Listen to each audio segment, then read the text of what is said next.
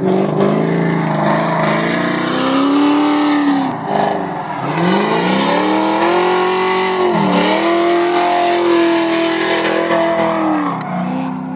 2JZ out and then went single turbo and AM on it, so it's a whole new car this year. It's got SR20 E85 powered by Max suspension system and BC coilover. It's a really good setup.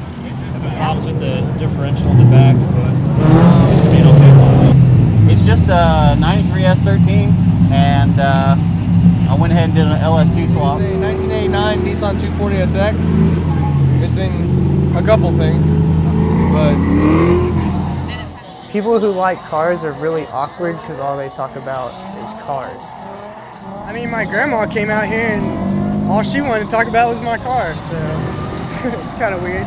About 30 years. 30? Yeah, we didn't call it drifting back then. What was it? Just annihilating tires.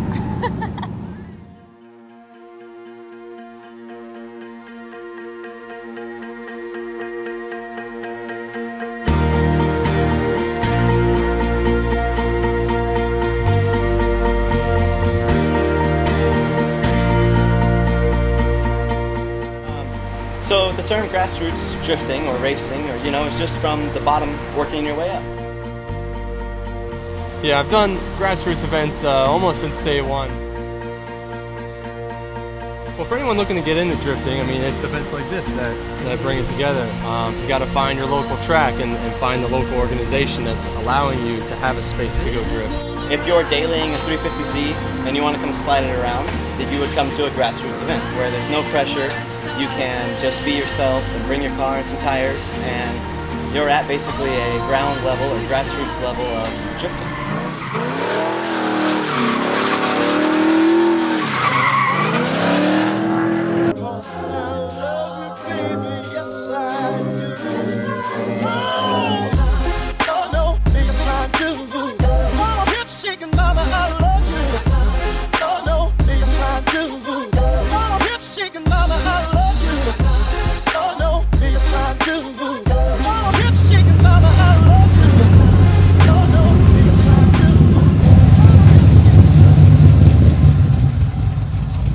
My son, about 6 years ago, met a friend named Aaron Giggers at school, and Aaron hooked us up with, at the time was Madness Garage. They were doing the drifting here in Oklahoma, and he went to an event with Aaron, and then he turned around, came back, and was just all excited and pumped. I didn't have a car or anything, so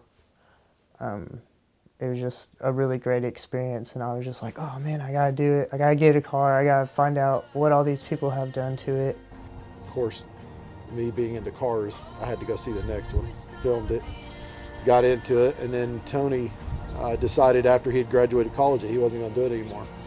So I talked to him about taking it over and did, and here we are now.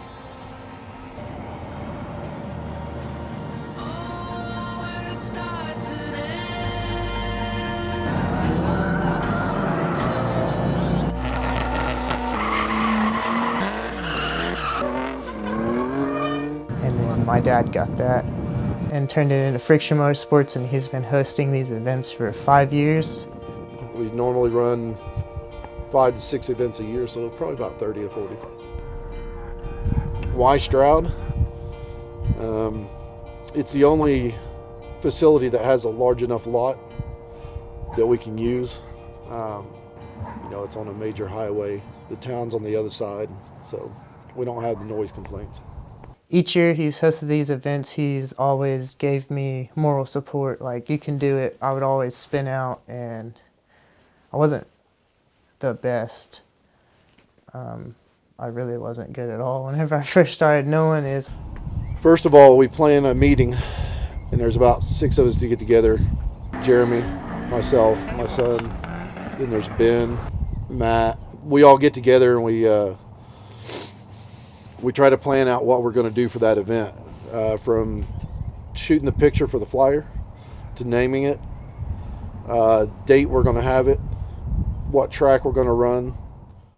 So there's a lot of work involved in that. What should I say? My name is Robin. Are you driving well? I am doing good today. I'm on used tires. Thank you to the little bit of rain we got. It's helping. This is my sidekick. He's Mexican. I'm excited, but I'm not drifting. It's too far. He'll be drifting. I got his back. I'll be his mechanic, if you know what I mean. Bye.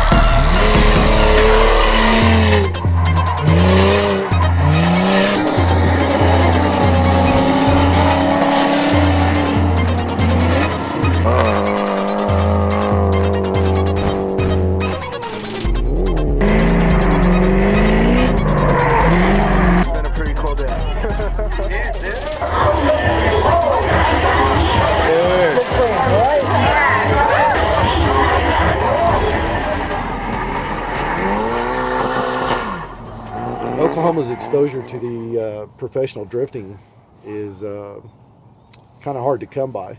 The people in Texas, they've been drifting for 11, 12 years. You know, we've only been drifting here for 5. So a lot of the people there have a shit ton more seat time than the people here. As far as drifting goes, you know, we don't have a Texas Motor Speedway. We don't have Las Vegas Speedway. We don't have a lot of the big car scenes that could do that stuff. I think that definitely gives them a competitive edge on top of, you know, the Oklahoma drivers. The kids are not getting enough seat time yet, you know, so they're outgrowing their skills, and that's a tough battle.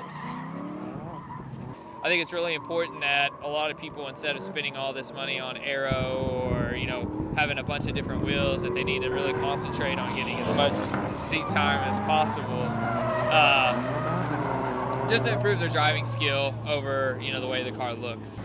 Let's say, you know, there's a kid that has a stock car with a rear end, basically the bare essentials, the basics, you know. I would remind him that this is where it starts, you know, so like you don't have to run away from that really quick, you know. Relatable experience would be out here, dudes do motor swaps and they want more power, and same with Formula Drift, you know, everyone's in 1,000 horsepower and all this and that. So it's cool to sit in a stock KA with a welded diff and just focus on being a driver and being an athlete and being consistent. And then the pros will tell you, hey man, just keep practicing, you know, like, and yeah, so I would say that the best thing you could do is just try to be consistent and try and be yourself. Make sure that everything you're doing, you approve like in your heart, and then that'll be the best way to do it.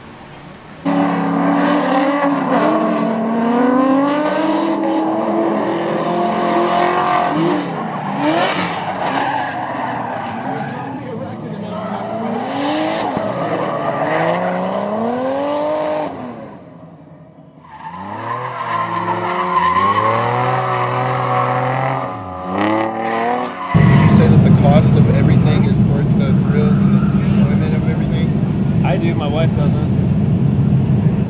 Money's definitely a big thing, for sure. You know, especially with tires. When you break something, you gotta replace it, or you know, stuff gets worn out. It's expensive as hell, but gotta pay to play. The next round, next weekend, is costing me like $1,500 just for one event. So yes, it's very expensive. And we're just now almost finished. We still have there's little things to do. We probably spent close to, I want to say 3 grand, but it's going to be worth it whenever I go into competition. And it's hard, you know, it's like cars break, cars cost a lot of money. To be a competitor in any Formula Drift or any series, it's tough, so it's a cool accomplishment to be able to say you've done it. It's exciting.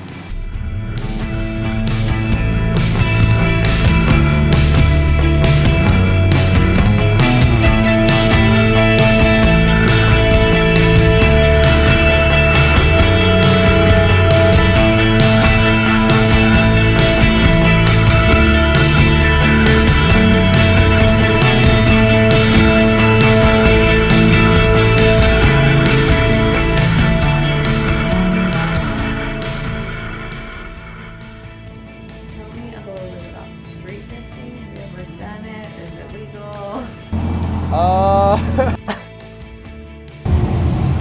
I plead the fifth.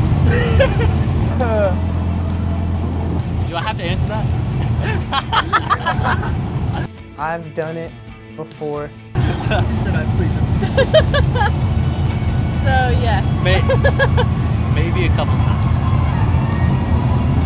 Two. Yeah. I kind of got used to my car. I didn't really go to very many events. That's how I kind of learned the concept of drifting. Running around on the street is, you know, there's no time or place for that anymore. I mean, like, yeah, we did it in the past, but this was, you know, almost 15 years ago when we didn't have a track, and, you know, it was dangerous. You know, people wrecking their cars or getting in trouble with, you know, the law. It's just not worth it. And most of the time you end up either in a curb or a ditch, calling your buddy to come get you to pull you out because you were street drifting, which whenever street drifting comes into play, you're gonna break something. Don't go watch Fast and Furious and then go out on the street and try. That shit don't work.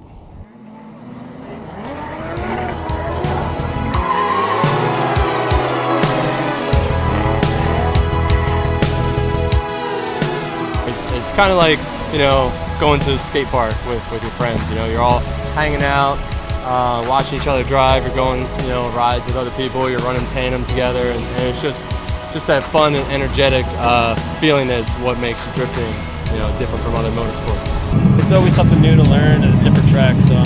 It's a adrenaline rush. There's nothing else like it. The people are amazing, and it's just fun. You come out here, people are having fun, the people are nicer, you know what I'm saying? This is a better atmosphere.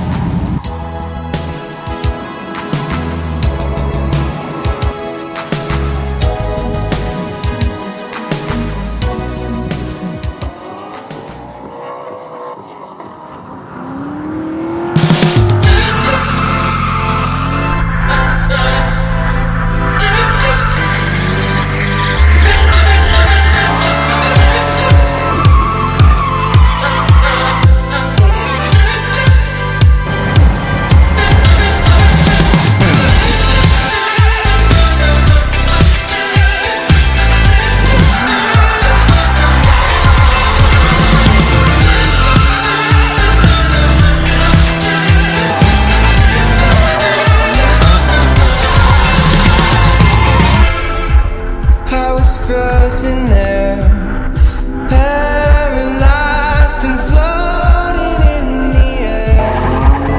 Or I thought, 'cause no one really knows I could have sung. So I wanted her to feel the breeze just blowing through the trees. A ghost of something in our love we don't yet know. It's such an arbitrary Matter of going from too loud. We don't want to miss it. And Levi has a sick car, but then it blew up. So it's still sick. It looks awesome sitting on the trailer. Yeah, so walking up. Right, I know. You want me to talk about drifting and techniques?